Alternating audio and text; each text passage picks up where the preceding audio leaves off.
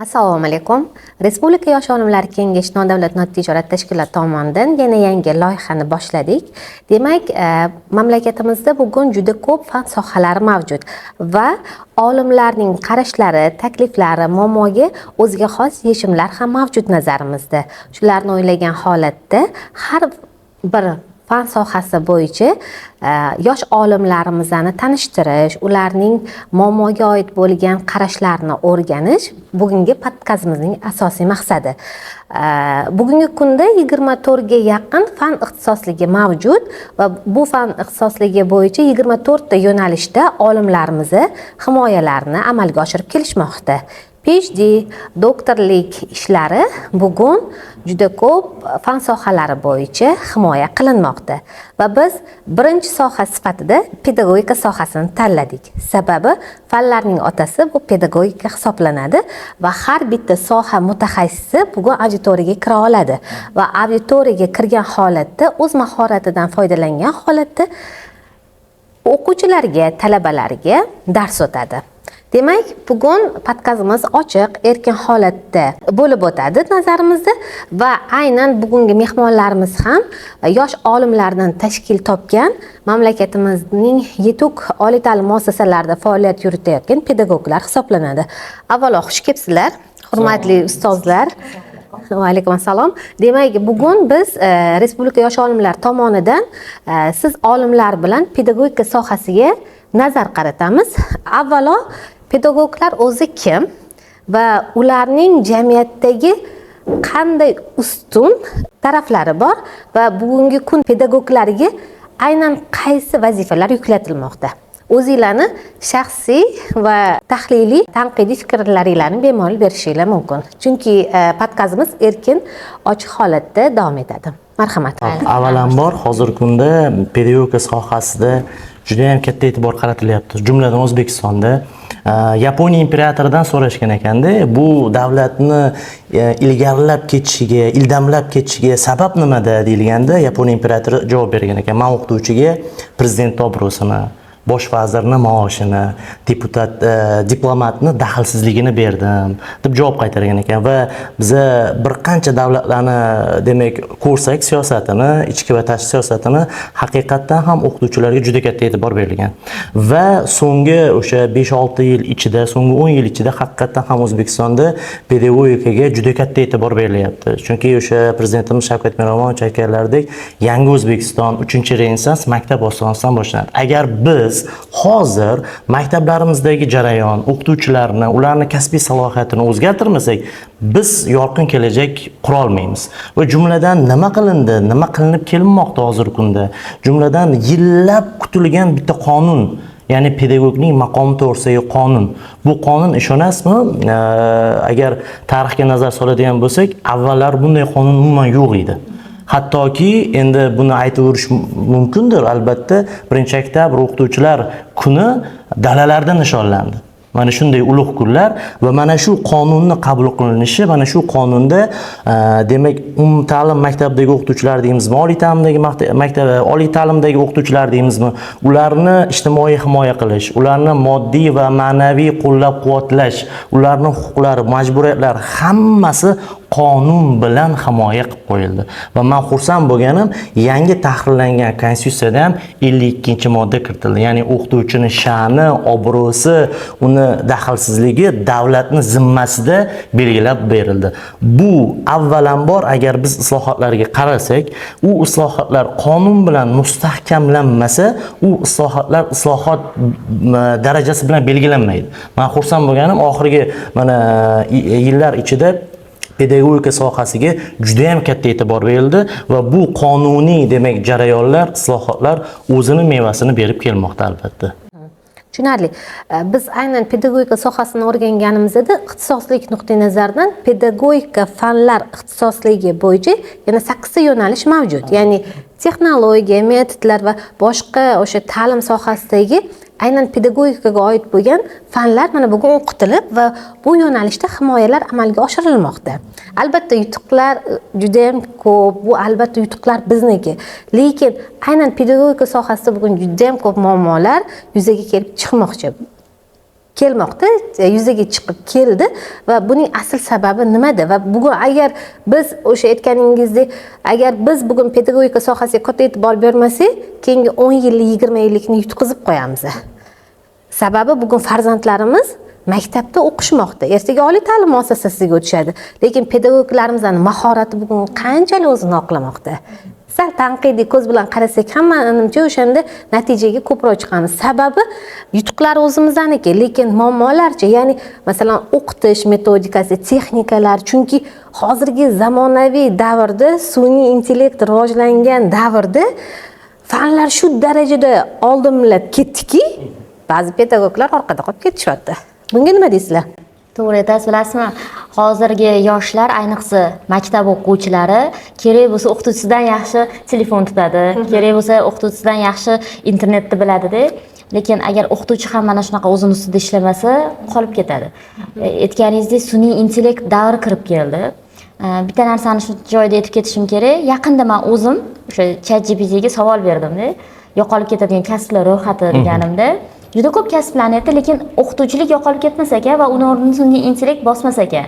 Nimaga? Chunki aynan o'qituvchilar ta'lim va tarbiya bilan shug'ullanadi. Uni robotlar tarbiya qila olmaydi.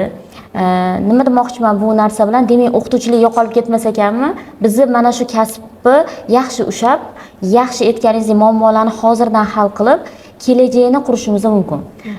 O'qituvchilik kasbida, pedagoglik kasbi bu ishlab chiqarish emas. Agar ishlab chiqarishda bilamiz, siz bugun masalan zavod, fabrika bo'lsa, bugun qilasiz, mahsulotingiz ertaga tayyor bo'ladi-da. Lekin biz mahsulotlarimiz kimlar? Bolalar, farzandlar, yoshlarda biz hozir ishlab chiqaribamiz, lekin mahsulot ertaga emas, 10 yildan keyin, 15 yildan keyin o'zini mahsulini beradi-da. O'qituvchi o'sha maktabdan ta'lim beradi. U bola to maktabni bitirib, universitetni bitirib, to bir kasbni egallagandan keyin o'zimiz ham bilamiz, o'sha 1-sinfdagi o'qituvchimizdan bergan tarbiyasi baribir bizda bilinadi, qoladi. Ya'ni shu narsa demoqchimanki, muammoni biz hozir yechimini bersak, uni natijasini 10 dan keyin, 15 yildan keyin ko'ra olamiz. Yana bitta narsa, sun'iy intellektni hozir kirib kelishi aynan darslarda qo'llanilishi. Chunki agar biz yangi metodlarni, yangi metodikalarni darslarga olib kirayotganimizda o'quvchilarga tushunarli tilda berishimiz kerak. O'quvchi qachon tushunadi? Hozir o'quvchilar intellektdan, sun'iy intellektdan, o'sha internetdan, IT texnologiyalar orqali foydalanyapti. Demak, biz ham o'shalardan foydalanib berishimiz kerak. Darslarda men ko'rdim, juda ko'p o'qituvchilar o'sha foydalanishni boshlashdi AIdan. Ya'ni oldingi bobolarimiz, o'sha Amir Temur, Alisher Navoiy, Farobiylarni sun'iy intellekt yordamida gapirtirib darslarni qo'yib berishyapti-da. Bu esa o'quvchiga bir boshqacha bir muhitni yaratilishiga sabab bo'lyapti. Ya'niki o'qituvchining gapini boshqacha esa haligi odam tirilib gapirganini eshitganini AI orqali jonli bo'lyapti-ku, bu narsa yana ham darsi qiziqarli bo'lishiga, ya'ni zerikib uxlab qolmaydi-da ertaga o'quvchi. Ya'ni darsi yana ham samarali bo'lishiga olib keladi. Yaqinda shu gapingizga bitta qo'shimcha qilmoqchiman. Statistikani ko'rdim. YouTube'da masalan ko'radigan bo'lsa, ayniqsa g'arb mamlakatlarida YouTube'dan foydalanish orqali o'sha rivojlanish tendensiyasiga juda ham yuqori hisoblanar ekan. Qanaqa qilib deydigan bo'lsa, o'sha fan sohalarini o'qitish YouTube'da kontentlarning ko'pligi chet el mutaxassislari, olimlari juda ham ko'p ekan. Fiziklar, matematiklar, pedagoglar, huquqshunoslar o'zining darsini YouTube orqali bermoqda. Onlayn tarzda, masofaviy nuqtai nazardan, va bu o'sha fanni rivoji uchun va olimni qaysidir ma'noda statusini ko'tarib beryapti. U nafaqat masalan Kanadalik olim Kanadada, balki butun dunyoda mashhur bo'lib boryapti. Ya'niki bugungi zamonaviylikka demak pedagoglarimiz ergashish kerak. Hozir aytganingizdek sun'iy intellektdan foydalanish emas, balki o'quvchi kirganda savol beradi. O'qituvchimiz shuni bilarmikin degan ma'noda tekshiradi. Oldin o'quvchilarda bunaqa nafas bo'lmaganda, qani bilarmikin degan, hattoki oliy ta'lim muassasalarida mana o'zinglar ham ishlamoqdasizlar, studentlarimiz bizdan sinashadi. Mana shu joyda shuni qo'shimcha qilish kerak-da. Andres Schlacherni PISA asoschisi, ya'ni PISA tadqiqotchisi asoschisi Andres Schlacherni 21-asr maktabini qanday qurmoq kerak degan kitoblar bor. Juda ham ajoyib kitob. Shu yerda 21-asr o'qituvchisi kim u qanday kasbiy va shaxsiy sifatlarga ega bo'lishi kerak degan bir talab qo'yilgan va mana shu yerda yozilgan. Hozirgi kunda hammamizga ma'lum, hamma kompaniyalar, hattoki o'sha oliy ta'lim maktablar demak nomzodni nafaqat hard skilllariga, soft skilllariga ham urg'u beryapti. O'zi bu nima uchun men hozir ingliz tilini qo'shyapman? Bu baynalminal so'z sifatida kirib kelyapti-da, ya'ni qattiq ko'nikma bor, yumshoq ko'nikma bor. Albatta bizda qattiq ko'nikmalar shakllanyapti. Ya'ni biz bilamiz, lekin bilasiz, pedmahoratni bitta tarkibiy qismi bu uni qobiliyati, ya'ni pedagogik qobiliyat. Akademik qobiliyat har birimizda bor bo'lishi mumkin, lekin siz hozir aytgandek o'sha o'quvchiga yoki talabaga yetkazib bera olish qobiliyati, ya'ni didaktik qobiliyati qanday o'qituvchini? Mana shu muammolardan bittasi. Hozir aytdingiz, to'g'ri, yutuqlar o'zimizniki, lekin muammo sifatida mana shu o'qituvchilardagi yumshoq ko'nikmalarni yanada rivojlantirish. Hozir bizni ko'rayotgan demak tomoshabinlarimiz aytishi mumkin, nima o'zi bu yumshoq ko'nikma? Nima kiradi uning ichiga? Xo'p, kreativlik. Hozirgi kunda eng katta demak asosiy faktori kreativ bo'lmasam, kechirasiz, hozir podkast ko'rayotgan inson meni ham eshitmaydi. Yangi fikr agar olinmasa yoki tanqidiy fikrlash, o'sha critical thinking. Agar tanqidiy fikrlash bo'lmasa, bir bog'dan, bir tog'dan kelsam, kechirasiz, auditoriya meni eshitmaydi. Yoki kommunikatsiya, ya'ni tinglay ola bilish, ham eshittira ola bilish. Bilasiz, auditoriya o'sha 4 turga bo'linadi: audiallar, vizuallar, kinestetik va diskretlar. Men 4 ga bo'linib, hattoki ko'rsatib, hattoki ijro etib, hattoki yoki mana hozir ishtirokchimiz STEAM ta'lim to'g'risida monografiya chop etganlar juda ham chiroyli chiqdi. O'sha STEAMni ham joriy qilishimiz kerak. Science o'z holicha emas, o'sha technology, engineering, art, mathematics, ya'ni uni amaliy tatbiq qilishimiz kerak. Hozir endi ayrim o'qituvchilarimizda, barcha o'qituvchilarimiz demayman, mana shu didaktik qobiliyat, ya'ni yetkazib bera olish qobiliyati qandaydir kamroqqa o'xshab tuyulyapti. Shu auditoriyaga kirsangiz, mana men bitta kitob o'qiganimda, Oq nilfarlar yurti degan kitob bor. Grigoriy Petrov. Nilfar qayerda o'sadi, bilasizlar? Suvda, botqoqlikda mana. Endi botqoqlik qayerda-yu, suv qayerda? Botqoqlik bilan nilfarni agar siz bundoq solishtirsangiz, nilfar baribir chiroyli, jozibador. Bu Oq nilfarlar yurtida Finlandiyani ta'limiga qaratilgan. To'g'ri, biz chet eldan andozalar olyapmiz, lekin mana shu kitobda aytiladi, auditoriyaga kirayotgan o'qituvchi o'zi ruhan tetik bo'lish kerak. Ham ko'rinishi nuqtai nazardan, ham aytayotgan so'zlari nuqtai nazardan dadil bo'lish kerak. Ya'ni siz o'quvchi uchun, talaba uchun fenomensiz, ya'ni takrorlanmas insonsiz. Ya'ni sizga intila ola bilish kerak.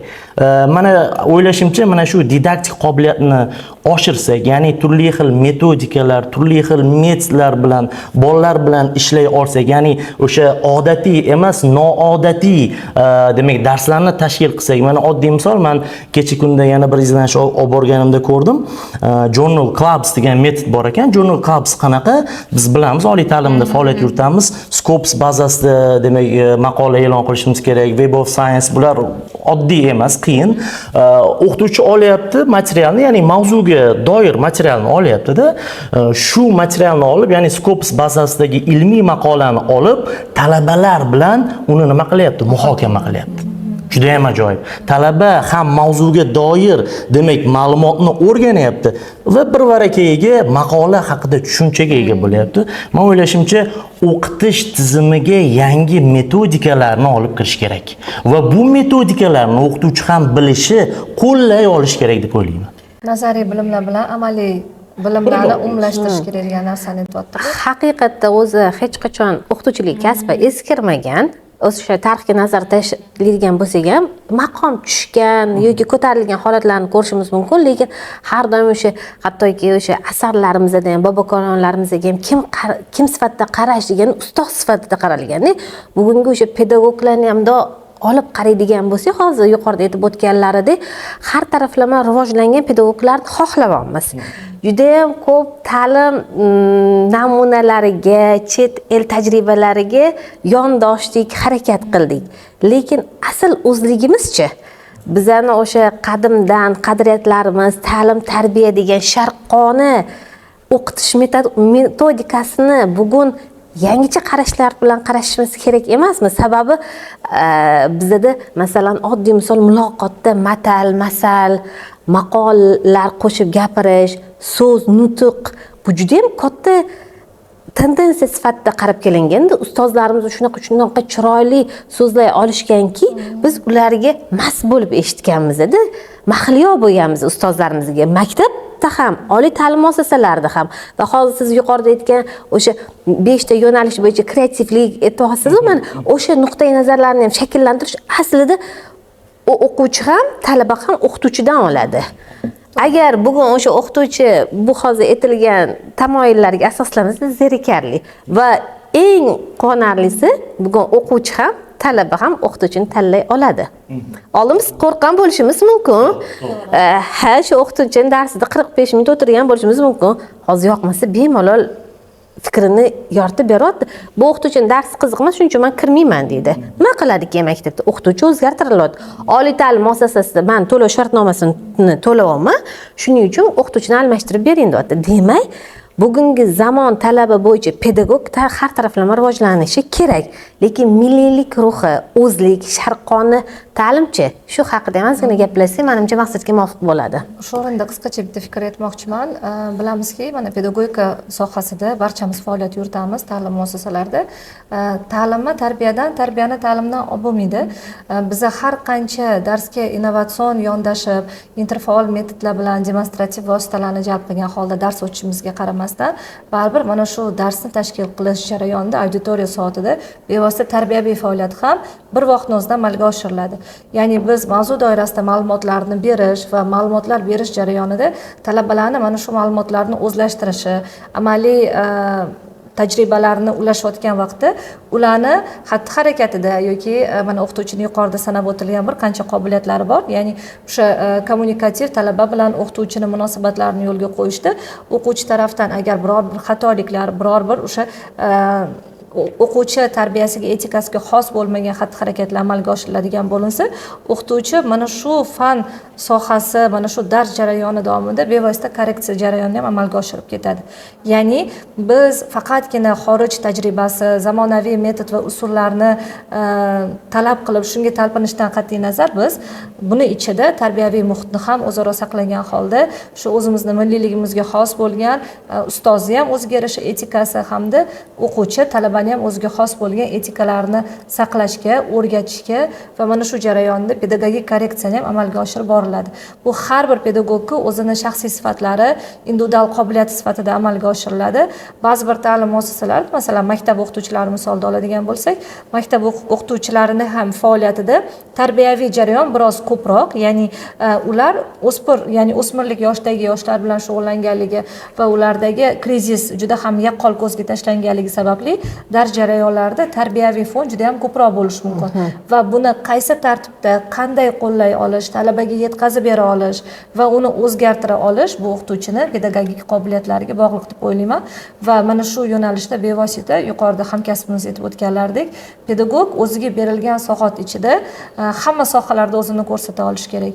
U kognitiv xususiyatlari, o'zini kommunikativ xususiyatlari, bundan tashqari o'sha o'quvchilarning o'rtasida kichik guruhlarga bo'lgan holda kooperativ muhit shakllantira oladigan darajada bo'lish kerak. Mana hozir biz zamon talabi sifatida aytyapmiz, aksariyat prezident ixtisoslashtirilgan ta'lim muassasalarida STEAMga oid bo'lgan ta'lim yondashuvi tanlanmoqda va buni ham sababi, usullari qanday deb oladigan bo'lsangiz, 5 ta fan sohasini integratsiyalashgan holda bitta mavzuni o'rganayotgan vaqtda 5 ta yo'nalishdan foydalanish. Ya'ni bu fanga nisbatan integratsiya olinishi mumkin yoki mavzuga nisbatan integratsiya olish mumkin. Bir vaqtda subject, technology, art, mathematics, ya'ni fan, texnologiya, san'at va muhandislik yo'nalishlarini umumlashtirgan holda bitta mavzuni o'rganishda mana shu 5 xil yo'nalishdan foydalanib talabalarga, o'quvchilarga bilim o'rgatish bo'yicha ham yo'nalishlar joriy etilmoqda va bu texnologiyalar, metod va usullar qo'llanilishiga qaramasdan biz yuqorida aytib o'tgandek xorij tajribasini o'zimizni ta'lim jarayonlarimizga qo'llashimizdan qat'iy nazar mana shu mexanizm ham bevosita tarbiyaviy muhitdan ajralmagan. Ya'ni o'zimizning o'zbekona, o'zbek millatiga, mentalitetiga xos bo'lgan tarbiyaviy jarayonlar ham bevosita ta'limimiz bilan chambarchas bog'liq. Mana shu yerda aytmoqchi edim, mana hozir bizlarni yoshlar ko'radi, ilmiy ish bilan shug'ullanayotganlar bo'lishi mumkin yoki endi qilmoqchi bo'lganlar. qiyosiy tahlil degan narsa borda.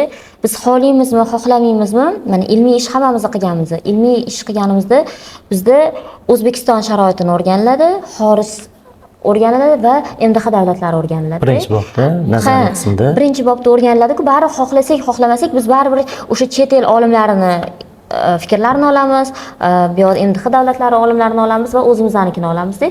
Biz mana shu joyda bitta narsaga ahamiyat berishimiz kerakda. Finlandiya ta'limi bo'ladimi, o'sha aytganimiz Oxford, Harvard hammasini olishimiz mumkin, lekin biz uni moslashtira olishimiz kerak, adaptatsiya qilishni bilishimiz kerak-da. Ayniqsa mana endi qilib men aytardim, qiyosiy tahlilni o'rganish kerak. Ya'niki shunchaki olib ko'chirib qo'ymasdan biz o'zbek mentaliteti bor, o'zbekligimiz bor. Mana shundan keyin qanaqa moslashtirsak bo'ladi? Shu davlatning ta'limini biz o'zimizda mentalitetdan chiqib ketmagan holatda qanaqa qilsak bizga mos bo'ladi degan joylariga ahamiyat berish kerak deb o'ylayman. Keyin mana ta'lim bilan tarbiya men o'ylayman faqat O'zbekistonda shu bor deb o'ylayman-da. Chunki men o'zim chet elda o'rganganimda hattoki tarbiya so'zini o'sha translate'ga yozsangiz ham education deb chiqarib beraveradi-da. Lekin shu joyda qo'shimcha qilsam, to'ldirsam, sizni men inkor qilmoqchi emasman.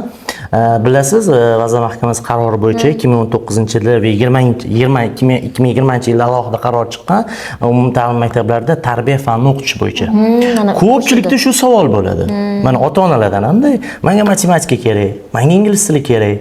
Menga kerakmi tarbiya? Shu tarbiyani o'rniga boshqa fan qo'yilsa-chi? Mana hozir ochiq aytadigan bo'lsa, yo'q, bu kerak. Lekin hozir siz to'g'ri chet elda men ko'rdim, ko'zim tushmadi dedingiz, men ham qiynalgandim-da, qidirdim. Rost manakasiga qidirdim. Ishoning, Hindistonda, Singapurda, Yaponiyada tarbiyaga doir fanlar o'tilar ekan.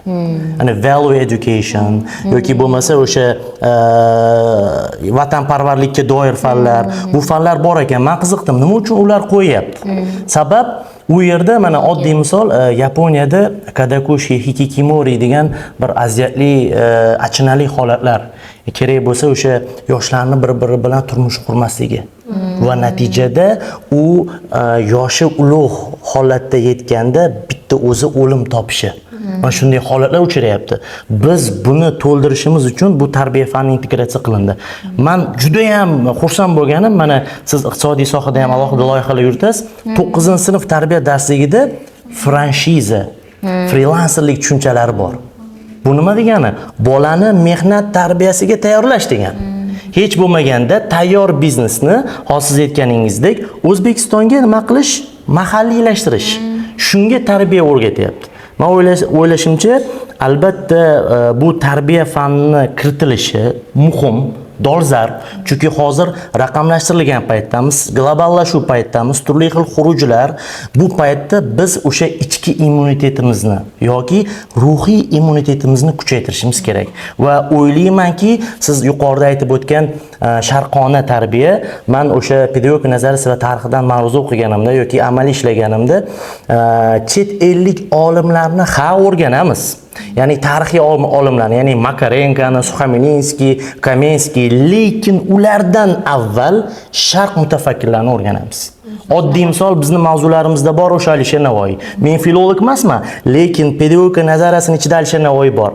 Shunaqa bir Alisher Navoiyni o'qisangiz, nafaqat filologiya, akademik qobiliyatingiz juda ham oshadi. Uning ichida tarix bor, uning ichida tahlil, diagnostika bor, uning ichida turli xil bir mamlakatlar haqida ma'lumotlar bor. Kerak bo'lsa biz Xorazmiyga, Beruniyga, Farobiyga tayanib turib, ularni asarlaridan shu durdonalarni olib turib integratsiya qilishimiz kerak. Hali hanuz. Fransiyada Ibn Sinoni o'rganishadi. Nima uchun biz o'rganishimiz kerak emas? Bu bo'yicha hali manbashunoslar bilan alohida gaplashamiz. Sababi ular yaratib ketgan asarlar mana bugun jamiyat uchun kerak. Chunki hali asarlari o'zbek tiliga o'girilmadi. Siz aytib o'tgan tarbiya bilan ta'lim ularda uzviy bog'liq sifatda o'rganilgan va ta'limni tarbiyasiz, tarbiyani esa ta'limsiz biz ajrata olmaymiz. Va bitta fikringlarni bilish xohlardim pedagog sifatida. Hozirgi pedagoglar tarbiya qismiga aynan o'quvchilar va talabalar tarbiya holatiga qanday hissa qo'shmoqda? Nima deb o'ylaysizlar? Bu narsani iltimos qilardim. Avvalambor biz jamiyatimizda o'qituvchining imijini o'zgartirmas ekanmiz. Siz hard skill, soft skills yuqori darajada bo'ladimi? Didaktik qobiliyatingiz, ya'ni bolaga yetkazib berishingiz, kommunikativ qobiliyatingiz, hamma narsangiz zo'r bo'lgani bilan bola sizni eshitmasa, ya'ni bola sizni hurmat qilmasa, bu qiyin juda ham. Shuning uchun o'zi tarbiya jihatda bir taraf yumshoq, bir taraf qattiq bo'ladi. Biz endi bu meni shaxsiy fikrim, biz ta'lim jarayoniga jazolashni qaytarishimiz kerak. Bu endi jazolash faqatgina urish, so'kish yoki boshqa bir narsalar emas, zo'ravonlik emas, lekin jazolashni qaytarishimiz kerak. Negaki bir taraf qattiq qo'l bo'lsa, bir taraf yumshoq bo'lishi kerak. Ya'ni biz nimaga o'qituvchiga aynan men repetitor yoki boshqalarga e'tirozim yo'q, lekin nega repetitorga borganda suyagi sizga, suyagi bizga deb aytamiz-ku, maktabda bu narsani qo'llanamiz. Maktabda qarama-qarshi fikr ketaveradi o'qituvchiga nisbatan. Endi hamma maktab emas, ba'zi maktablarda. Endi ba'zi maktablarning ham soni ko'p. Suhbatimiz keling, bir-birimizni eshitishdan tashqari haligi muhokamaga ham sal o'tsak-da, masalan bitta tomoni bor Sardorbek, fikringizga qo'shilaman. To'g'ri, biz ham o'sha paytda katta bo'lganmiz, ustozimizdan qo'rqqanmiz, lekin masalan bitta taraf bor. Qanday tarafi? Hozirgi kunda bilasiz, pedagogning maqomi to'g'risida qonun qabul qilindi 2024-yil 1-fevral. Qonun yuridik jihatdan har bir hujjatdan yuqori turadi. Mana shu yerda o'qituvchini majburiyatlari bor-da, do'stim. Shu majburiyatlarida biz ta'lim oluvchini sha'ni, qadri, qimmatini, fiziologik, psixologik holatini inobatga olishimiz kerak. Hozirgi kunda shunday o'qituvchi bo'lish kerak, u moderator bo'lish kerak-da. Men sizga qo'shimcha qilib aytmoqchiman-da, ya'ni bu ham bitta qandaydir bir konservator fikrdir, lekin hozirgi kunni talabasi, hozirgi kunni o'quvchisi deylik auditoriyadan qochib ketib qolishi mumkin. Agar shunday qiladigan bo'lsak. Lekin yaxshi otga bir qamchi, yomon otga ming qamchi degan maqolam bejizga emas-da. Lekin qarangda shu jarayonda sizning ham farzandingiz, meni ham farzandim bor. Xudoga shukr. Farzandingizni kirib turib bir tarsak tortib olsa, kechirasiz, har qanday ota, har qanday onaning jahli chiqadi. Va Suxominskiy bu gapni davomida aytadi, siz auditoriyaga kirdingizmi, birinchi navbatda tirik inson sifatida qabul qiling. Va undan keyin uni bola sifatida qabul qiling. Yoki yosh davlat psixologiyasiga ko'ra qaysidir bir u otadir, u onadir, u singildir, o'zining maqomi bor, maqom sifatida va undan keyin u o'quvchi. Shu uchta tendensiyani unutmang deydi. Va baho qanday qo'yiladi? Uni bilimidan tashqari insonparvarlikka bo'lgan munosabatiga ko'ra baholanish ham kerak deb o'ylayman. Chunki mayli chet elni baribir olyapmiz tajribasini. Men yoqlardim agar gapimni hozir tomoshabinlar to'g'ri tushunsa, balki birinchi sinfda baholash kerak emasdir. Birinchi sinfda baholash kerak emas. Asal keskinroq fikr aytyapman. Birinchi sinfda bola kechirasiz, bu baholashga tayyor bo'ladimi degan fikr borda. Mayli biz 2 da, 3 da, 4 da baholaylik, lekin u birga kelgandan keyin 3 bahoni, 4 bahoni, 5 bahoni hazm qilishi qiyin-da. Shuning uchun men o'ylayman, ular bilan qandaydir bir umumiy tilni topib, do'st bo'lib, xayrixoh bo'lib, haligi empatiya deydi-ku psixologik tilda. Shunday ishni olib borish kerak deb o'ylayman. Bemalol. Men jazolash nuqtai nazaridan deganda hech qanday zo'ravonliksiz bir masalan oliy ta'limda jazolash bor-ku. Ya'ni bu kredit bo'lish tizimida bor-ku. Ya'ni o'qimagan bola kredit to'layapti-ku. Pul orqali. Men aytmoqchi bo'lganim, mayli to'g'ri o'qituvchining maqomi bor, majburiyati bor, vazifasi bor. Lekin men aytmoqchi bo'lganim, kelaylik bolani jazolash yo'lini o'ylab topsak-da, bolani nohaq jazolasa, o'qituvchiga chora ko'rsin. Bolani haq jazolaganda ota-onasi shikoyat bildirsa, ota-onasiga jazo aniq. Chora ko'rish ikki taraflama.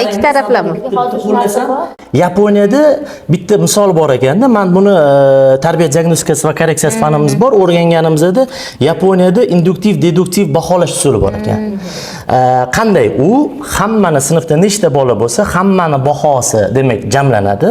Nechta o'quvchi bo'lsa, hammaga bo'lib yuboriladi. Ota-onalar tomonidan bu hali ham e'tirozga olib kelyapti. Nima uchun meni farzandim yaxshi o'qisa-yu, yomon o'qigan o'quvchini kassaga qolib ketsa? Bu qandaydir bir jazolash bitta turimi deyman, ya'ni bir kishi hamma uchun, hamma bir kishi uchun. Lekin bu Jamoaviy daxldor tarbiya. bu ham zo'r, lekin qaysidir ma'noda buni musbat tarafi ham bor, manfiy tarafi ham bor. To'g'ri, o'rtada 1-2 yil yugur ko'payishi mumkin. Ya'ni mana bizni jaydar til deganda sarsongarchilik. Lekin bu 3-4 yildan keyin o'z natijasini beradi. Agar mana biz 1-fevralda 2024-yil o'qituvchining maqomi bo'yicha imzolanganda u yerda yozilganki, o'qituvchining faoliyatini hech kim Nazorat. Ota-ona aralashish kerak emas. Aralashishga Bahoni haqqi yo'q. mustaqil qo'yish kerak. Lekin kechirasiz, ijtimoiy tarmoq kuzatmaysizmi? Nimaga qonun faqat o'qituvchiga ishlab, jamiyatga ishlash kerak emas? Ya'ni ishlayaptimi? Biz bolani jazolasak, jazolash deganda siz aytgandek tarsak urish, uni shaxsiyatiga tez, sha'nini beput qilish emas. Ana shularni ochiq aytib ketsangiz, tomoshabinlarga ham aniqroq bo'ladi-da. Men endi hali fikrimni tugatmasdan siz muhokamaga o'tib ketganingizga, buni natijasida biz bolalarni ya'ni ta'limga qaytarib olamiz. Bolalarning qiziqishi hozir masalan biz bugungi kunda kibersport deyapmiz, to'g'ri sportdir, lekin qiziqishi boshqa bir yo'nalishlarga ketyapti. Bola o'qituvchini qo'pol qilayotganda ahmoq qilyapti. Nimaga? Bugungi mavzu berasiz, mavzuni internetdan topadi, o'qituvchiga qitmirona savollar beradi. Bu o'qituvchini chalg'itishga. To'g'ri? Da, o'qituvchini shaxsiy o'sha mahorati, didaktik qobiliyati zo'r bo'lishi mumkin, lekin baribir har qanaqa darsidagi fikrlar anaqa nima deydi, chalkashligi, boshqa narsa baribir o'qituvchi ham inson. Uni ham psixologik anaqasi bor. Ya'ni boyagi yondashuv, boy Anvar aka aytdilar-ku, o'quvchi avvalo tirik inson, bola va o'quvchi. Xuddi shu tamoyilni o'qituvchi O'quvchi ham inson. Otasi, onasi nuqtai nazaridan qarash kerak. Aytmoqchi edimda, ana yosh tarbiyaga ham bog'liqda, oilada ham shu o'qituvchini hurmat qilgan, o'qituvchini, chunki yaqinda o'zimda shunaqa voqea bo'ldi. O'g'limni aytayotdi, o'qituvchisining ingliz tili o'qituvchisi hozir repetitorga yoqmayapti shunga. Lekin o'qituvchimni deb to'xta dedim. Men ham o'qituvchiman dedim. U ham o'qituvchi dedim. Sen o'ylagin, ertaga men dars berganimda meni o'quvchilarim xuddi shunaqa qilsa, sen qarab turasanmi, sen onangga shunaqa muomala qilsa? Yo'q, endi o'ylab ko'rsam, ha deb mana tarbiya. Ha, o'sha joyda agar sen to'g'ri o'qituvching bor, davay desam, men ham agar bo'ladi. Keskinlikda. Oilalar bor, o'qituvchim unaqa desa, Yo'q, shuning uchun kim bo'lib qopdi deydi. Shuni aytmoqchimanki, ya'ni bizni tarbiyani uyda ham o'rgatishimiz kerak bo'lsa-da. Uydan boshlash kerak. Ya'ni mana yana bitta narsada, hozir maktablarda ota-onalar majlisi bor-da, lekin ota-onalar majlisida nima bo'ladi? Har xil kerak emas narsalar, mavzular ko'tariladi. Lekinchi mana shu narsani ota-onalar majlisida qanaqadir o'qituvchilar tushuntirib, yuzda shu farzandingiz bilan shug'ullaning, har bitta farzandga alohida ta'rif berib, qaysi fandan qanaqa o'qiyotganlarini tushuntirilsa, shu o'qituvchida faqatgina dars o'tish metodikasi emas, balki ota-onalar majlisiga ham qanaqadir metodikalarni kiritsa-da, shu ota-ona uyga borib farzandi bilan shug'ullansa-da. Bu har tomonlama qarz ikki qo'ldan chiqadi. Bu yoqda o'qituvchi bo'lsa, bu yoqda ota-ona turibdi-da, baribir. aytyaptilar, qarz ikki qo'ldan chiqadi. Ba'zi hollarda ota-onalar majlisiga ota-onalarning o'zini kelmaslik holatlari bor. Agar farzand oilada eng kenja farzand bo'ladigan bo'lsa, uni 14, 15, 18 yoshli opa-akasini ota-onalar majlisiga otani yoki onani o'rnidan jalb qilish holatlari bor. San chiqib kelgin, mana uyda ishim ko'p, uyga mehmon kelib qoldi degan holatlar bor. Ya'ni bu bolani tarbiyasiga ota-onani o'zini mas'uliyatsizligi. Ota-onani o'zi majlisda qatnashmayaptimi, bolaning imkoniyatlari, yutuq va kamchiliklarini ko'ra olmaydi. Yuqorida to'g'ri aytdilar, qarz ikki qo'ldan chiqadi. O'qituvchi tomonidan berilayotgan e'tirozlar yoki maqtov yoki imkoniyatlarni ota-ona ham to'g'ri qabul qila olish kerak va shunga munosib javob bera olish kerak. Umuman olganda O'zbekiston Respublikasi Prezidentining 82-sonli farmonlarida bevosita oila va xotin-qizlarni ijtimoiy faolligini oshirishga qaratilgan qator masalalar berilganda va mana shu joyda ta'lim muassasasi oila va mahalla hamkorligini yo'lga qo'yish degan mavzu o'z ichiga olingan. Bunda nima masala? Ya'ni bir boladagi nuqson va kamchilik nafaqat u oilaniki, u mahallaniki, u ta'lim muassasaniki.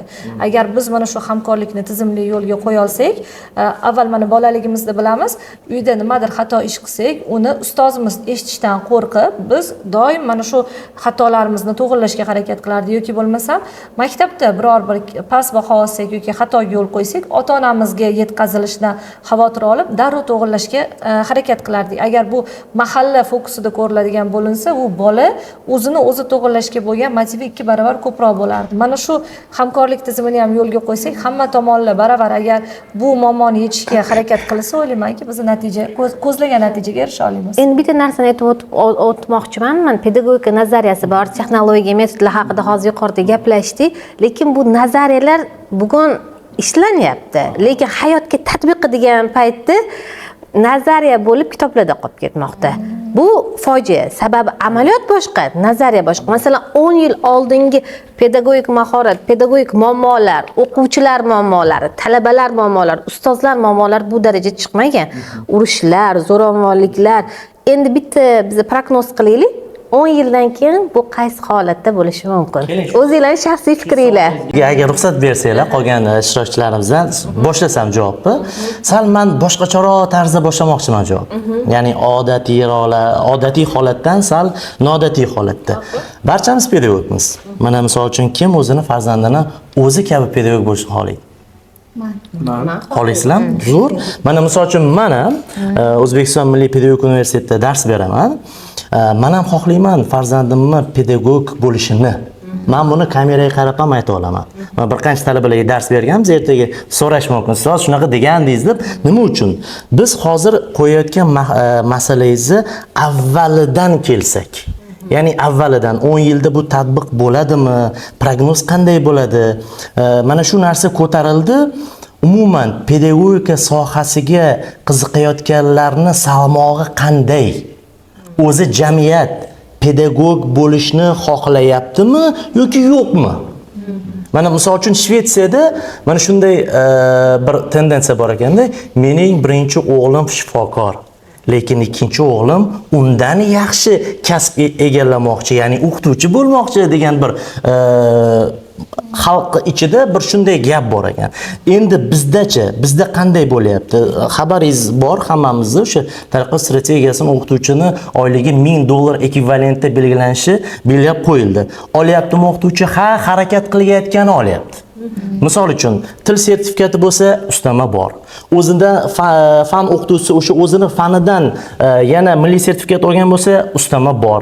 O'sha vazir testidan o'tgan bo'lsa, ustama bor. Qariyb men Toshkent hududida bilaman, maktabini ham aytishim mumkin, 20 million olayotgan o'qituvchi bor. Men o'qituvchiga murojaat qilaman-da, bo'sh vaqtlaringizda nima qilasiz deyman, misol uchun-da, yana izlanaman deydi. Meni hobbim o'qituvchilik deydi. Bu juda ham ajoyib va mana shunday so'rovnoma o'tkazildi. Faqat bu pedagogik oliy ta'limga kirgan talabalardan.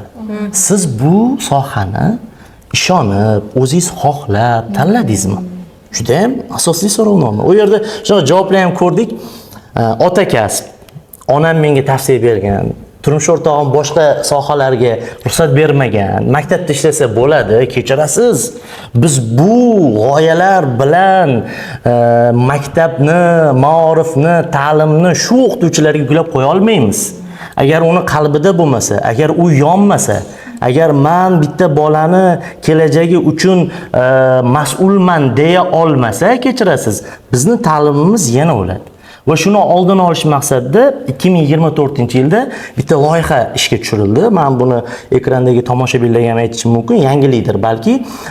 Demak, prezident administratsiyasining topshirig'i bilan, Vazirlar Mahkamasining qarori bilan, demak, O'zbekistonda tajriba sinov tariqasida pedagogik sinflar ochilishi. Faqat tajriba sinov. Va 2024-2025 o'quv yilida ochildi bu sinflar. Ya'ni O'zbekistonda 14 ta hudud bor, bilamiz. Shu 14 ta hududda faqatgina 14 ta maktab tanlab olindi. Nima uchun 14 ta maktab? Hozir bu tajribada ketyapti. Va pedagogik oliy ta'lim muassasalaridan professor o'qituvchilar bir qancha xorij davlatlariga safar qilish, ya'ni stajirovkani amalga oshirishdi. Nima uchun? U yerda pedagogik sinf ochilgan ekan. Biz ko'rib keldik, ya'ni Kazan, Belarus va hokazo va boshqa davlatlarda o'sha pedagogik sinflardagi holat. Ular qanday qilib maktabdan tayyorlayapti, oliy ta'limga olib boryapti, oliy ta'limdan keyin yana maktabga olib kelib dars beryapti. Judayam ajoyib va biz buni yo'lga qo'ydik. Toshkent shahri bo'yicha Uchtepa tumanida 81-maktab bor, ixtisoslashtirilgan davlat umumta'lim maktabi, davlat maktabi. Mana shu yerda 10-sinf uchun pedagogik sinf ochildi. Endi tanlash qanday bo'ldi? Juda ham ajoyib. Tanlov maxsus tanlovdan o'tildi. Ya'ni bolalarni psixologik holati, ularni IQ darajasi, ya'ni o'sha tanqidiy fikrlash jarayoni, diktantlar, og'zaki suhbatlar, ota-onalar bilan suhbatlar va haqiqiy o'qituvchilik haqida o'qituvchi bo'lish niyati borlarni biz seleksiya, ya'ni yig'ib oldik. Nechinchi sinflar? 10-sinf. Hozir bu 10-sinf ketyapti. Mana bu 25-26 o'quv yildan ular 11 ga o'tadi va 10 ga yana qabul bo'lyapti. To'g'ri, kontingent kam, O'zbekiston aholisi qariyb oshib ketyapti. 36-37 million qariyb oshib ketyapmiz. Bu yaxshi holat. Bu tajribada ketyapti. Biz hozir ularga shunday dastur tuzganmizki, ishoning, hattoki ilmiy maqola yozish mavzusi bor. 10-sinflarga men qoyil qolganim mana bu yerda mavzuyimiz pedagogik sohasiga nazar, ular ingliz tilini ham o'qiyapti-da va shunday holat bo'lgan, o'sha borib kelgan, chet elga borib kelgan o'qituvchilarga yuklatilgan maktabda dars o'tish. Qo'shimcha. Biz hozir borib maktabda o'sha oylik maosh belgilangan qo'shimcha dars beryapmiz u bolalarga. U bolalar ishonasizmi, IELTSdan 7.5 bor, SATdan yuqori balli bor, bolalar ham bor. Hattoki aytayapti, ilmiy maqolani men o'rgatib, shunchaki bitta ilmiy maqolani tahlil qilib kelib berasizlar degan vazifani qo'ysam, o'quvchilar aytayapti, ustoz, ingliz tilida qilib kelsak maylimi deyapti. Buning uchun auditoriyaga o'qituvchi ingliz tilini bilish kerak. Baxtga ko'ra, mayli oz-moz bilamiz ingliz tilini, yaxshi bilamiz, savol-javob qila olyapmiz. Ya'ni auditoriya juda ham kuchli va mana shularni kelajakda mana shunday yana davlat imtiyoz berdiki, u yerda o'g'il bolalar, qiz bolalar ham bor. Quvonarlisi o'g'il bolalar ham bor. Va mana misol uchun qizlar har xil holat bo'ladi. Turmushga chiqadi, oliy ta'limga kira olmasligi mumkin va hokazo va ular shunchaki uyda qolib ketmasin deb o'sha standartlar milliy ramkasidagi o'sha davlat maktabgacha ta'lim tashkilotlarida tarbiyachi yordamchisi huquqini beruvchi biz ularga nima beryapmiz? Sertifikat beryapmiz bitirgandan keyin. Ya'ni siz eshitganmisiz, maktab o'quvchisi maktab bitirgandan keyin maktabgacha ta'lim tashkilotida ishlash mumkin. Mana shunday ishlar qilinyapti. Bu juda ham men sizga isboti bilan aytaman, 2024-yil adashmasam 30-sentyabrda pedagogik mahorat markazi bor. Hozir transformatsiya qilindi. Mana shu yerda prezidentimiz Shavkat Miromonovich yig'ilish qildilar. Shu yig'ilishda nutqlarda aytib o'tdilarda, pedagogik sinflarni biz keyingi o'quv yillarida 60 taga ko'taramiz. Bu juda ham ajoyib. Ya'ni, meni xursand bo'layotgan tarafim, bizni farzandlarimiz kelajakda haqiqiy o'sha kasbini sevuvchi, o'qituvchilik kasbidan g'ururlanuvchi, kerak bo'lsa hozir podkastimiz bilmadim 40 minutmi, 1 soatmi, 10 soat dars o'tsa ham, haligi bitta bizda charchamaydigan ustozlarimiz o'rgatganda, maktabga yuqori kayfiyat bilan kirib, yoqimli charchoq bilan chiqib ketishni o'rgangan. Yoqimli charchoq ham bu boshqa narsa. O'sha ishdan lazzat olish. Mana shu loyiha amalga oshirilyapti.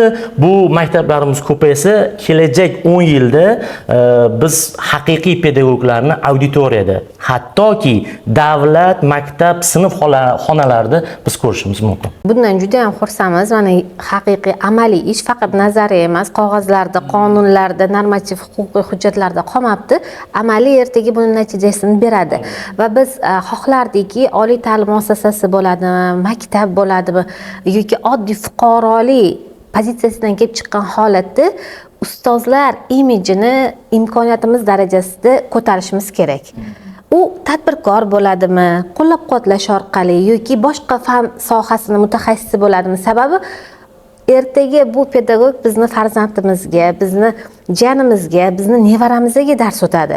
Shuning uchun ham imijni agar biz o'zimiz jamiyat daxldorligi, ijtimoiy faollik orqali oshiradigan bo'lsak, chunki hozir yoshlardan qaysi kasb egasi bo'lasan desa, tadbirkor, bloger, IT sohasini tanlashyapti, lekin ustoz bo'laman deganlar qo'l bilan sanoqli. Xohlagan sohangizni egasi bilan har kim o'ylab gaplashadi. Faqat o'qituvchi bilan emas. Eng achinarlisi ham shunda.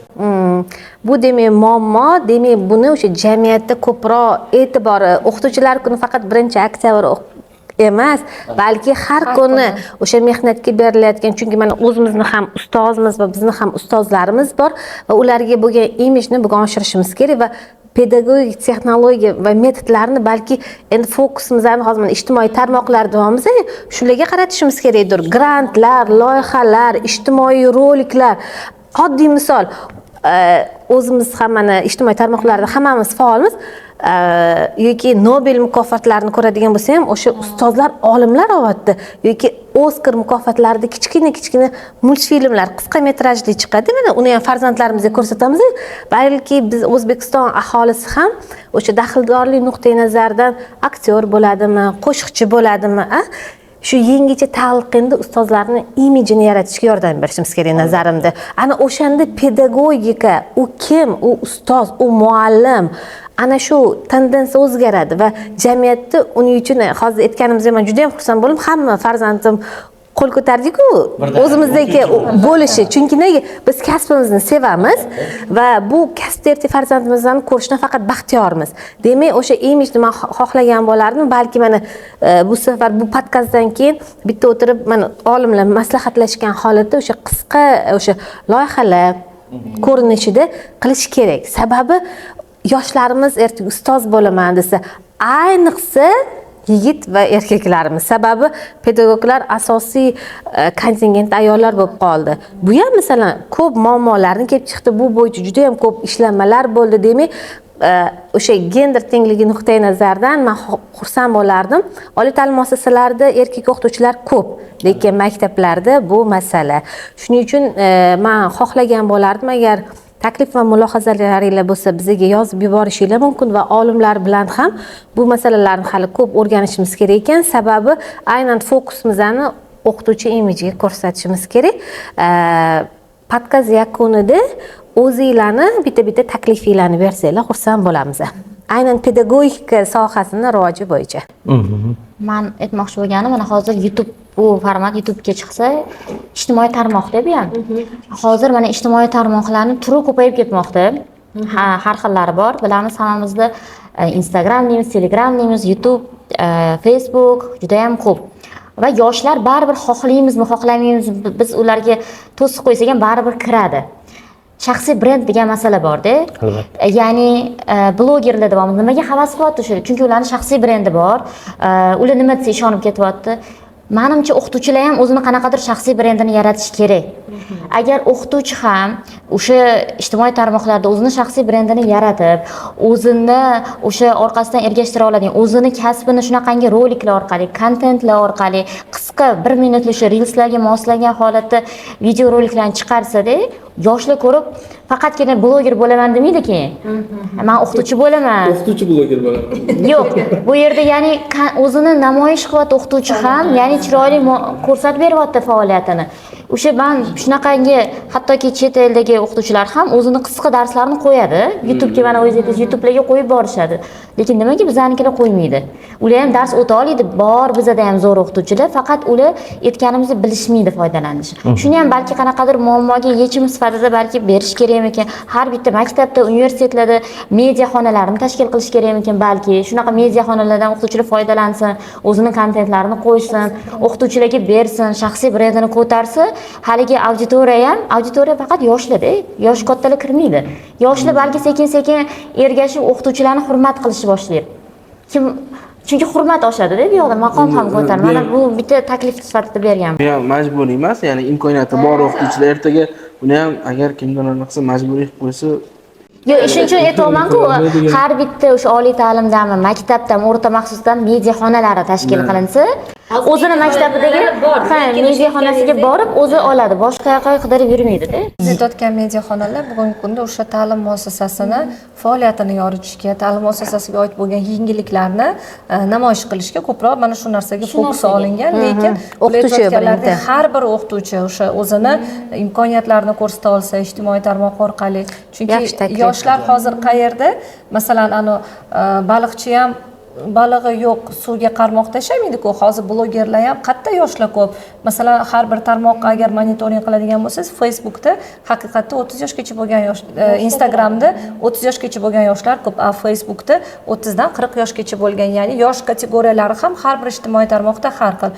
Yana yaqinda ijtimoiy tarmoqlar orasida yana aktiv ko'tarildi LinkedIn degan sahifa ham bor. U ham bevosita sohalar bo'yicha O'zbekistonga kirib keldi. albatta, sohalar bo'yicha professionallarni o'z ichiga olgan. Mana shu sferada menimcha olimlarimiz, tadqiqotchilarimiz, ustozlarimiz o'zlarini sinab ko'rsa, o'zlarini brendlarini menimcha amalga oshirib ko'rsa, yoshlar uchun ham manfaatli bo'ladi. yoki hozir mana shu taklifdan bitta yana yangi loyiha qilish mumkin. Aynan o'sha tadbirkorlar bilan yoki oliy ta'lim vazirligi bilan yoki xalq ta'lim vazirliklari bilan hamkorlikda tanlovlar tashkil qilish. Sababi biz qiziqtirishimiz kerak. O'qituvchilarni ham faqatgina u aytganinglardek yosh kategoriyasida qolib ketish emas. Shunaqa olimlar, shunaqa ustozlar bor, 40 yosh, 50 yosh, 60 yosh. Ularning faoliyatini ko'rsangiz, tirik afsona, haqiqiy qahramon. Bilmaydi yoshlar, ya'ni o'sha agar ularni qo'yib kontentlar qilib chiqarilsa, shunaqa ustozlar bor ekan, voy shunaqa darajaga yetgan ekan, men ham o'qituvchi bo'lsam shunaqa bo'laman degan narsa keladi-da. Bir Ularni bilmaydi yoshlar. qo'shimchasiga mana mutolaa loyihasi ishga tushgan-ku, juda ham ajoyib. O'sha yerda adashmasam Olimjon aka deganmi akamiz, do'stimiz ham faoliyat yuritardilar. Men bitta taklif beruvdim-da. Ijtimoiy tarmoqda ko'rdim, qanaqa takliflar berasizlar deyishganda, book trailer texnologiyasi bor. Shu book trailer texnologiyasini ishlab chiqinglar dedim. Misol uchun biz xohlaymizmi Instagram kiramiz. Har qanday reyslar, u ham juda ham psixolog ijtimoiy tarmoq. Nimani siz demak ko'p ko'rsangiz, o'sha nimani xohlasangiz shuni yetkazib beradi taomni. Xuddi shunaqa men aytdim, o'sha asarlarni book trailer o'zi 2-3 minutdan oshish kerak emas. Qisqacha tizerlarni ishlaylik misol uchun va iste'molchi ko'rsin-da, to'xta bu oxiri nima bo'lar ekan, asarga murojaat qilsin. Xuddi shu hozir meni bitta taklifim bor. Avvalambor agar bu podkastda qo'yilsa bu gaplarim, ustozlarimizga men rahmat demoqchiman. Bu shunchaki maddohlik emas, chunki hozir bu yerda yosh olimlar o'tiribdi qarasak, albatta biz shu yerda o'tirib nutq so'zlashimizga bizning ustozlarimiz, bizning ota-onalarimiz, shu o'rinda hamma ustozlarimizga rahmat deb qolaman. Ustoz shogird an'anasini qandaydir bir tizimli yo'lga qo'yish kerak. Hozir sizlarni taklifinglarni davom sifatida. Misol uchun, endi meni gapim hozir qandaydir bir g'aliz tuyulishi mumkin. Mana Golos degan, ovoz degan loyiha bor. Gapirtirishadi, qo'shiq kuylaydi, men tanlayman, bir oy ular bilan ishlayapti, to'g'rimi? Misol uchun Yalla ansambli va hokazo. Mana shunga o'xshagan qandaydir loyihalar. Kechirasiz, mana ko'pchiligimiz pedagogik fanlari bo'yicha o'sha falsafa doktorinlik darajasini qilganmizda, eng katta ish bu ustoz tanlashda. Biz tanlab olmaymiz, lekin u ustozni qanday, u ustoz bilan ishlash bor. Ustoz siz bilan ota kabi, ona kabi sizni ichingizni his qilib, ya'ni mana ayollarimizga savol bersam-da, olmosning tarixini bilasizlar? Oldin nima bo'lgan? Ko'mir. Kechirasiz, rahmat. Ustozda uni sayqallasi, shuning uchun ustoz shogird tizimini, misol uchun men hozir O'zbekiston Milliy pedagogik universitetida faoliyat ko'rsatsam, o'sha yerda ham shunaqa bir demak O'zbekiston tan olgan olimlar bor. Menga uzoq viloyatdagi hududlardagi meni kasbdoshlarim aytishadi, shu ustozni ko'ra olmayapman, topa olmayapman, borib shu bir ikki og'iz tavsiyalarni olsam, qanaqadir buni elektronlashtirsakmi, ularni shaxsiy o'sha sahifalari bo'lsa-mi, qanaqadir muloqot, o'sha raqamli muloqotga ham o'tsa. Ajoyib bo'lardi. Misol uchun, xohlagan paytingizda siz to'g'ri, endi xohlagan paytingizda javob emas, ularga savol yo'llab, o'zi aslida bilsangiz, Telegram orqali murojaat qilinmaydi-da. Ya'ni o'sha email adres orqali murojaat qilinadi. Murojaatni yo'lga qo'yib, misol uchun, ustoz shogird bilan ishlashni yangi bir transformatsiyasini o'ylab chiqish kerak deb o'ylayman. O'sha deylik qandaydir maktablarga borib turib suhbatlar, noodatiy suhbatlar, mana shularni ham yo'lga qo'yish kerak deb o'ylayman. o'ylayman va oxirgi mayli fikringizni bildirib yuboring. Oxirini bitta boshqacha bir she'r bilan tugatmoqchiman. Uzun fikringiz bo'ldi yoki professor, yosh katta professor o'qituvchilarni fikrini olish uchun ulardan podkastga jalb qilish. Ajoyib. Bu albatta yosh olimlar podkast bo'lgani uchun bu safar yoshlar bilan mana yangicha fikrlar bilan chiqdik. Albatta balki keyingi podkastlarimiz yoki boshqa loyihalar nuqtai nazaridan ustozlar bilan muloqot. Sababi 4 ta olimni orasida o'tirsang 5-chi so'zing bo'lasa. Bu bekorga emas. Shunaqa ustozlarimiz bor, aytganingizdek vaqtlari bo'lishi mumkin yoki sog'liqlari nuqtai nazari bo'lishi mumkin, har taraflama bo'lishi mumkin. Bu berilgan taklifni ham albatta o'ylab ko'ramiz va keyingi balki podkastlarimizda yoki boshqa loyihalarimizda aynan ustoz shogird an'analarini, qadriyatlar nuqtai nazaridan ko'rib chiqishga harakat qilamiz. Sizlarda takliflar? Men oxirgi fikrim shuki, agar ruxsat bersanglar, Iqbol Mirzo O'zbekiston xalq shoiri Iqbol Mirzoni 4ligi bilan yakunlamoqchiman-da. Erinmasdan yozasan sekin, bitta sen zo'r, qolganlar yomon, fan doktori bo'lding-u, lekin insonlikka nomzodsan hamon. Bu bilan men nima demoqchiman? Abdulla Avloniyni Turkiy Guliston yoqut axloq asarida film sifati bordi. Men judayam shu sifat bilan sifatlanishni hali ham xohlayman. Film bu yumshoqlik, film bu 7 o'lchab bir kesish, film bu o'sha o'zini haddini bilish deylik. Film bu tortishmaslik, film bu johillar bilan johillanmaslik. Men aytardimki, biz yosh olimlar, ustozlardan, ota-onamizdan ta'lim oldik. O'zbekiston vatanimiz bizni shu holatga keltirdi. Biz qayerda bo'lmaylik, buni Shavkat Miromonovich 2024-yil yig'ilishda ham aytganlar-da. Maktabni qizil bilan o'sha oltin diplom bilan bitirish mumkin, lekin unda vatanparvarlik bo'lmasa, lekin unda insoniylik bo'lmasa, lekin unda daxldorlik bo'lmasa, u hech kim degan bir so'zlari bor prezidentimizning. Men shu gapdan yana bir to'lqinlanib aytmoqchimanki, biz fan doktori bo'lmaylik, dotsent, professor bo'lmaylik, haqiqiy insonparvarligimizni ham saqlab qolishimiz kerak. Chunki bu insonparvarlik o'sha pedagogik mahoratni birinchi ustuni. Agar bizda insonparvarlik sifatlari shakllanmasa, kechirasiz, jamiyat, o'quvchi ergashmaydi. Ilmiga amal qiluvchi o'qituvchilardan, ilmiga amal qiluvchi pedagoglardan bo'lishni o'zimga ham barchaga ham tavsiya qilib qolaman. Rahmat. Sizlarda fikrlar yetarlimi? Qo'shilamiz. Demak, bugun juda ham xursandmiz. Podkastimizning ilk sonida yangi olimlar, yangi chehralar va yangi tanqidiy, tahliliy fikrlar bilan olimlarimiz o'z fikrlarini bildira olishdi. Va keyingi podkastlarimizda yana boshqa soha vakillari, olimlariga yuzlanamiz va sohadagi muammolar, takliflar, yechimlarni o'rganamiz. Sog' bo'ling, salomat bo'ling, bizni kuzatishda davom eting.